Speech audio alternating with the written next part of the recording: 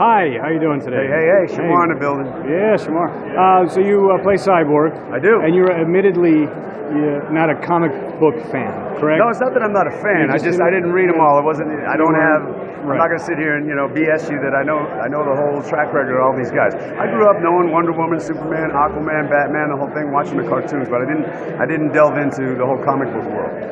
So do you? If obviously you like Cyborg now.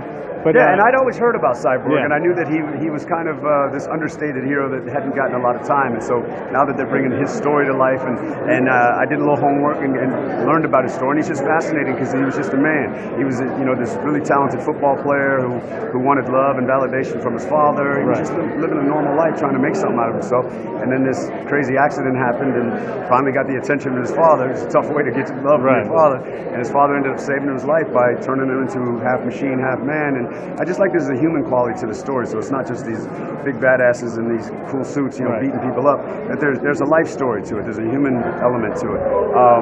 And then who doesn't want to grow up to be a superhero? I mean, I mentioned Robert Downey Jr. as Iron Man. He's an action figure. He's a doll in Toys R Us.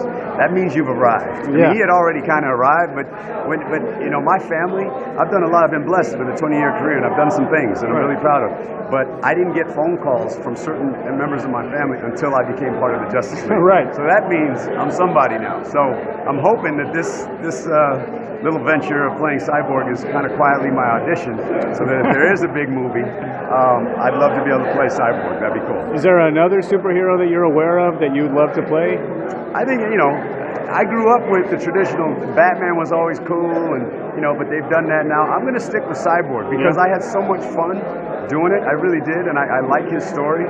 But just the process of doing it, but to be able to, in real life, put on the suit and get all that funky makeup and look like half machine and all those effects they're going to do, and to get out there and tell his story, because Cyborg is half black, half white, so I really don't need to look any further.